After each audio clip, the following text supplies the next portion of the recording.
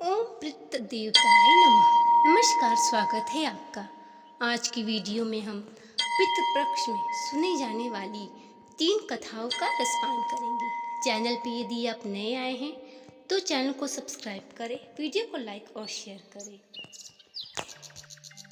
श्राद्ध अपने पूर्वजों के प्रति श्रद्धा प्रकट करने का समय है। अश्विन कृष्ण पक्ष प्रतिपदा में अश्विन कृष्ण पक्ष अमावस्या तक एक पखवाड़े का समय पितृपक्ष यानी श्राद्ध पक्ष के रूप में मनाया जाता है। इस श्राद्ध पक्ष के दौरान आपको अपने पितरों को श्राद्ध और तर्पण आदि द्वारा प्रसन्न करते हैं। उनको पितृ गण सुख समृद्धि का आशीर्वाद देते हैं। इसके विपरीत जो लोग अपने पितरों के निमित्त श्राद्ध तर्पण नहीं करते हैं वे उनसे नाराज होकर श्राप दे देते हैं। पितरों की नाराजगी से पितृ दोष उत्पन्न होता है, जो व्यक्ति के विकास, संतान सुख आदि में बाधक होता है। आइए सुनते हैं पितृपक्ष में रोज सुनी जाने वाली कथा।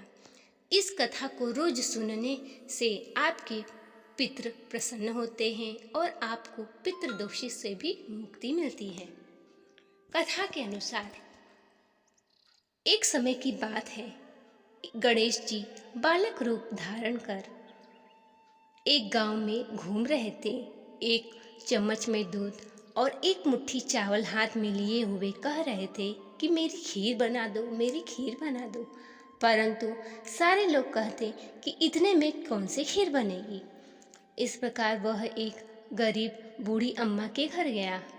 वह अम्मा कहने लगी, ठीक है, मैं तेरी खीर बना देती हूँ। इस पर बूढ़ी अम्मा ने चूल्हे पे छोटा सा भगोना चढ़ाया। गणेश जी कहने लगे कि इसे नहीं, आपके घर जो बड़ा भगोना हो उसे चढ़ाइए।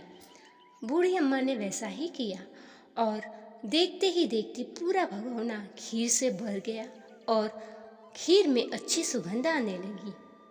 गणेश जी ने कहा कि अम्मा, अभी मैं आता हूँ, मैं जा रहा हूँ स्नान करने। स्नान करने के बाद आके मैं खीर खाऊंगा। गणेश जी तो चले गए। अब बुढ़िया अम्मा के नाती और नातिन रोने लगे कि मुझे खीर चाहिए। बूढ़ी अम्मा ने अग्नि में थोड़ी खीर समर्पित की और कहा कि हे गणेश देवता, आप भोग लगाएं। और इस प्रकार अपने नाती और नातिन को एक एक कटोरा खीर दे दिया। बहू अपने कमरे में से देख रही थी। वह सोचने लगी कि यह खीर तो ऐसे सारा खत्म हो जाएगा। उसने एक कटोरी भर के दरवाजे के पीछे छुप के खीर खाई और कटोरा चाकी के नीचे छुपा दिया। इसी प्रकार पड़ोसन भी ऊपर से देख रही थी। बूढ़ी अम्मा ने सोचा कि पड़ोसन गणेश जी को चुगली कर देगी, इस कारण उसे भी एक कटोरा खीर भर के दे दिया। अब गणेश जी आए और तब बूढ़ी अम्मा कहने लगी कि गणेश जी, आप खीर खा लो। गणेश जी ने कहा कि मैंने तो खीर खा ली। तब बूढ़ी अम्मा कहने लगी कि आपने खीर कब खाई। तब उन्होंने कहा कि जब तुम्हारे नाती नातिन ने खीर खाई तब मैंने खीर खाई, जब तुम्हारी पड़ोसन ने खीर खाई तब मैंने खीर खाई, और जब तुम्हारी बहू ने खीर खाई तब मैंने खीर खाई। तब बूढ़ी अम्मा कहने लगी कि मेरी बहू ने तो खीर खाई ही नहीं, वह सुबह से ही काम में लगी हुई है। गणेश जी कहते हैं, ठीक है, चाकी के नीचे जाकर देखो, खीर का कटोरा तुम्हारी बहू ने छिपा के रखा है। बूढ़ी अम्मा गई और चाकी के नीचे कटोरा देखा। गणेश जी से पूछने लगी, हे गणेश जी, अब ये बची हुई खीर का मैं क्या करूं? तब गणेश जी कहने लगी कि सारे गांव वालों को न्योता दे के खीर खिला दो। बूढ़ी अम्मा ने सारे गांव वालों को खीर खिलाया। यह बात उस नगर के राजा तक पहुंची। राजा ने यह खबर सुनी। तब राजा ने कहा कि हे बूढ़ी अम्मा, इस भगोने का तुम्हारे घर क्या काम है? इसे तो राजमहल में होना चाहिए। इस प्रकार उनके नौकर आकर और भगोना उठाकर राजमहल लेकर जाते हैं। बूढ़ी अम्मा खुशी खुशी भगोना दे देती है। अब जैसे ही राजमहल भगोना पहुंचता है, वहाँ पे पूरे भगोने में कीड़े मकोड़े रेंगने लगते हैं और बहुत ही बदबू आने लगती है। राजा कहता है कि ए बूढ़ी अम्मा, ये भगोना तू अपने घर ले जा। बूढ़ी अम्मा भगोना अपने झोपड़ी में जैसे ही लाती है, सारी खीर खुशबू से भर जाता है और पूरा भगोना और झोपड़ी महकने लगती है। अब गणेश जी कहते हैं कि बची हुई खीर को बूढ़ी अम्मा तुम अपने आंगन में ले जाके गाड़ दो। अगले दिन सुबह तुम्हें 2 घड़े भरे हीरे जवाहरात के मिलेंगे। गणेश जी ने जाते जाते उसकी झोपड़ी पे लात मार दी। उसकी झोपड़ी महल के समान हो गई और अगले दिन बहू ने फावड़ा लेके आंगन में खुदाई की तो उसे कुछ भी नहीं मिला। तब बहू कहने लगी, आपके गणेश जी तो बड़े झूठे हैं। तब बूढ़ी अम्मा कहने लगी कि मेरे गणेश जी झूठा नहीं है, चल मैं देखती हूँ। इस प्रकार बूढ़ी अम्मा आंगन में खुदाई करने लगी तो उसे 2 घड़े बड़े हीरे जवाहरात के मिले। हे गणेश जी, जैसे बूढ़ी अम्मा और उसके परिवार को आपने आशीर्वाद दिया वैसे ही सब पर अपनी कृपा बनाए रखें। अब आइए सुनते हैं पितृपक्ष में सुनी जाने वाली दूसरी कथा। एक गांव में एक गरीब पति और पत्नी रहते थे। पति खेती करता और पत्नी ने गाय पाल रखी थी जिससे कि उनसे गुजारा होता था। किसान को कोई संतान नहीं थी। किसान के 6 पुत्र हुए लेकिन वे अकाल मृत्यु को प्राप्त हो गए। कुछ दिनों के बाद किसान की खेती में भी सूखा पड़ने लगा और गाय भी दूध देना बंद कर दी। दोनों पति पत्नी अपने खेत में बैठ के रो रहे थे। उसी समय वहाँ से एक महात्मा गुजरे और इनको रोता हुआ देखकर कहने लगे कि तुम्हारे खेतों के बीच जो पीपल है उसे तुम सींचना।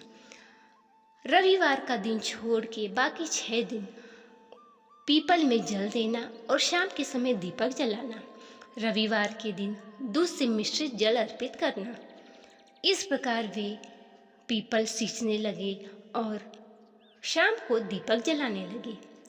कुछ दिनों के बाद किसान की खेती फिर हरी भरी हो गई और 1 वर्ष के बाद किसान को एक बहुत ही सुंदर पुत्र हुआ। किसान और किसान की पत्नी अब धीरे धीरे सुखी रहने लगे। गैया भी काफ़ी दूध देने लगी। इस प्रकार वे पीपल को सींचते सींचते अपना जीवन व्यतीत करने लगे। कुछ दिन बाद वे महात्मा फिर वहाँ आए तो वे कहने लगे कि तुम्हें पितृदोष के कारण ये सारे दुखों को झेलना पड़ा था। इस कारण तुम्हें पीपल को हमेशा सींचते रहना चाहिए और पितृपक्ष में अपने पितरों के प्रति श्राद्ध और तर्पण करना चाहिए। अब किसान और उसकी पत्नी पितृपक्ष के दौरान 15 दिन तक अपने पितरों के प्रति श्राद्ध और तर्पण किया और ब्राह्मणों को भोजन कराया और उनके जीवन से सारे दुख और दरिद्रता दूर हो गई। जय हो पितृदेव। अब आइए सुनते हैं पितृपक्ष की तीसरी कथा। एक समय की बात है, जोगो और भोगो दोनों भाई अलग अलग रहते थे। दोनों अलग अलग रहते हुए भी एक दूसरे से बेहद ही प्रेम करते थे। जोगो धनी था और भोगो निर्धन था। दोनों में परस्पर बहुत ही प्रेम था। जोगो की पत्नी को धन का अभिमान था किंतु भोगो की पत्नी बड़ी ही सरल हृदय की थी। पितृपक्ष आने पर जोगो की पत्नी ने उससे पितरों का श्राद्ध करने के लिए कहा तो जोगो इसे व्यर्थ समझकर टालने लगा। अब किंतु जोगो की पत्नी बहुत ही समझदार थी। यदि उसने कहा ऐसा नहीं करेंगे तो लोग बातें बनाएंगे, फिर उसे अपने मायके वालों को भी दावत पर बुलाना था। अपने शान दिखाने का यह उचित समय लगा। अतः वह बोली, आप शायद मेरी परेशानी की वजह से ऐसा कह रहे हैं किंतु इसमें मुझे कोई परेशानी नहीं होगी। मैं भोगो की पत्नी को बुला लूँगी और दोनों मिलकर सारा काम कर लेंगे। फिर उसने जोगो को अपने पीहर न्योता देने के लिए भेज दिया। दूसरे दिन उसके बुलाने पर भोगो की पत्नी सुबह सवेरे आकर काम में जुट गई। उसने रसोई की तैयारी की, अनेक पकवान बनाए, सभी काम निपटा कर अपने घर आ गई। आखिर उसे भी अपने पितरों का श्राद्ध तर्पण करना था। इस अवसर पर जोगी की पत्नी ने उसे रोका नहीं। शीघ्र ही दोपहर हो गई। पितर भूमि पर उतरे। जोगो भोगो के पितर पहले जोगो के यहाँ गए तो देखा कि उसके ससुराल वाले भोजन कर रहे हैं। निराश होकर वे भोगो के यहाँ गए। भोगो के यहाँ पितरों के श्राद्ध के नाम पर केवल अगियारी थी। पितरों ने अगियार की राख चाटी और वहाँ से चले गए। सारे पितर एकत्रित हुए और अपने अपने श्राद्ध का बखान करने लगे। जोगो और भोगो के पितर निराश होकर सोचने लगे कि यदि भोगो के यहाँ धन हो जाए तो वे पितरों का तर्पण बड़े ही श्रद्धा पूर्वक करेगा। यह सोचकर वे नाचने लगे। देखते ही देखते भोगो के घर में धन संपदा सुख समृद्धि से भर गया। 1 वर्ष बाद पितृपक्ष आया। भोगो ने अपने पत्नी से कहा कि तरह तरह के पकवान बनाओ, ब्राह्मणों को भोजन करा के हमें दान करना है। भोगो की पत्नी ने तरह तरह के पकवान बनाए, पितरों का श्रद्धा पूर्वक तर्पण किया और ब्राह्मणों को भोजन करा के वस्त्र आदि दान किया। पितृ प्रसन्न हुए। इस प्रकार भोगो के यहाँ धन संपदा हो गई और वे हमेशा ही सुखपूर्वक रहने लगे। पितृ यदि प्रसन्न होते हैं तो हमारे घर में सुख समृद्धि संतान और कुल की वृद्धि होती है। इसलिए पितृपक्ष में हमें दान तर्पण और भोजन ब्राह्मणों को अवश्य कराना चाहिए। तो ये थी पितृपक्ष में सुनी जाने वाली 3 कथाएं। वीडियो पसंद आया हो तो चैनल को सब्सक्राइब करें और बेल आइकन को अवश्य दबाएं, जिससे कि सभी वीडियो की नोटिफिकेशन आप तक पहुंचेगी। मिलते हैं अगले वीडियो में, तब तक के लिए नमस्कार।